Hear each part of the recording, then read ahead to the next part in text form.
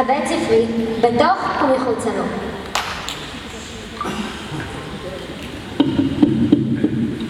מהי מקהלה? מקהלה היא קבוצת אנשים ששרים יחד, בצורה מקצועית או בקול אחד, או בכמה קולות, לאחר שלמדו והתאמנו לעשות זאת. למה שרים במקהלה?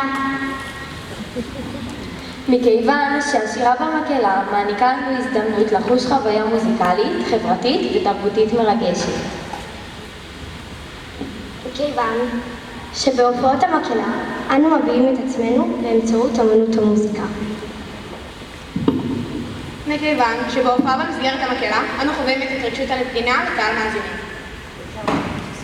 מכיוון שבעצם היותנו גוף מייצג, אנו מרגישים שייכות חברתית ותרבותית בעת ההשתתפות בטקסים, בכינוסים ובמופעים.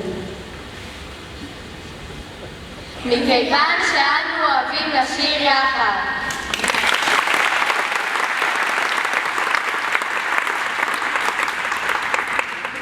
אני מזמינה את הגברת מרים אלגרבלי, מנהלת